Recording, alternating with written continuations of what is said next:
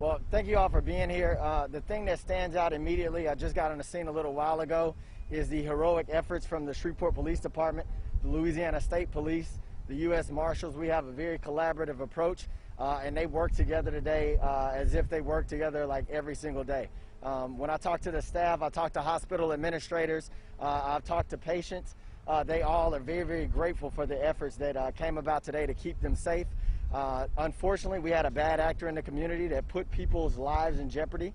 But again, the Shreveport Police Department responded in a very, very strong manner. So we're grateful for that. That bad actor is no longer on the scene, but we have to be careful with the amount of information that we release because this is still ongoing.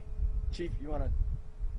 Yeah, no, I want to echo the mayor's sentiments about how well this multi-agency response effort was. This is unfortunately the type of situation that we've trained for years, an active shooter type event in which you have a large structure with a number of innocent people and a bad guy with a gun. That's literally what our officers responded to shortly after 5:30 this morning. So Shreveport Police Patrol officers working their normal shifts were the first to respond. We had officers coming from throughout the city. Those that were available came to the scene, immediately set up a command post where a supervisor took charge, and they began clearing this hospital, which is close to 1 million square feet. It's an 18-acre structure, and we initially had about 12 police officers begin clearing that structure, looking for a possible shooter. So this could have been a lot worse. I think that's what's important to realize here is that we have, although there was an individual shot, it was non-life threatening, and so no lives were lost. And I think due to the overwhelming police response, we were able to chase the suspect from the building, so to speak. We did not know at the time he left. We've now since cleared the entire structure, had a multi-agency response within about an hour of first arrival, Sheriff's Office, State Police, FBI, U.S. Marshals, and so we collectively cleared the building a second time with a number of individuals to make sure that we left no stone unturned, and there's currently a manhunt going on now, tracking down leads of where our suspect may be. Chief Raymond, knowing that you all were able to keep your men safe as well as the patients and workers of this hospital, what does that say about your department? I think it's just, it shows the level of training that our officers have. That you go from a routine patrol type of a shift to a possible active shooter situation. We were able to respond, immediately begin clearing a building, set up a command post, and then to be able to reach out to other state, local, and federal agencies and have them respond to assist. A couple hours ago, we had well over, probably 200 law enforcement officers and agents either on scene or around the city tracking down leads, and I think that just goes to show how well organized law enforcement is and the amount of training that officers receive.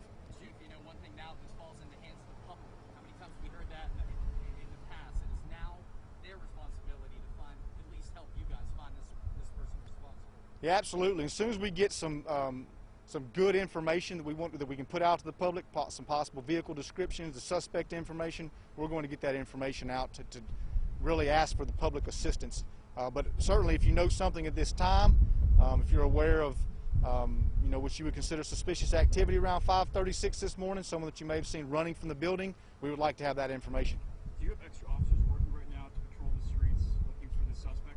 Yeah, so we brought in officers that work in different divisions and units to help assist with patrol calls for service while those initial patrol officers were on scene dealing with this incident. So we did call in additional resources, and then the resources from the other agencies were a wealth of assistance. Chief Raymond, for someone to walk into a hospital and shoot someone, are you thinking there's some mental illness here? Could possibly be.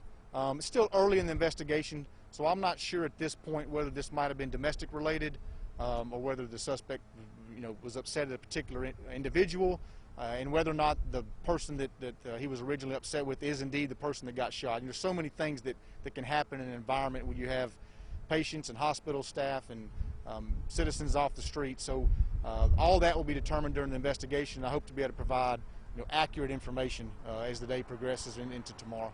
If the suspect is watching right now, what do you want to say to him? That nobody was killed. This could have been a lot worse. The best thing you can do now is turn yourself into law enforcement.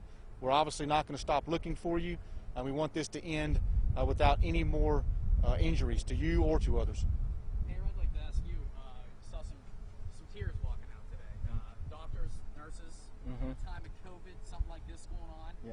What do you have to say to the medical community that is so strong right now in Shreveport? Yeah, I mean, plain and simple, they are our heroes. The medical community has been on the front lines fighting this virus, putting their lives at risk. I'm a veteran myself. I know what it's like to sacrifice so much to look after those around you. So they're really our heroes. So I'm going to ask them to stay strong. Ochsner had a phenomenal response to this as well. They brought in medical evaluators, not just for physical injuries, but to also check out if there was any trauma, if anybody needed to take time off. They evaluated the entire staff that encountered this incident. So we're really coming together as a community. But I want our medical professionals to know that we are standing beside them, we support them, and they are heroes in this community. Thank you. Councilman Bowman, I know that you are with hospital operations. If you could speak to what's next for hospital staff, maybe counseling that's available for workers here, as this was a traumatic experience.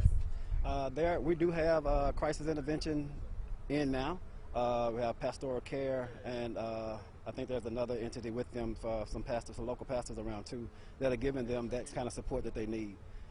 Again, of course, there were some employees and visitors who were, of course, it was stressful, very stressful. But those crisis intervention people are here, and that staff is helping them right now as we speak. Staff having to grab patients and lock themselves inside of closets wherever they could find anywhere to stay safe. What does that say about the hospital staff and the training they have? Obviously, they didn't wake up this morning thinking this would happen. Right. Again, it was stressful for them, but the protocols that we have in place and the training that we had that given all employees, I think they acted accordingly. Of course, they were afraid, most of them, I'm sure. But the ones that I've talked to, and especially I have to give it to her, Chris Chastity, who was our NICU nurse director of that department rather, acted heroic. She made sure her staff was safe. They were in closets. She made sure that everything was locked down. The patients were locked in their rooms, safe as it should be.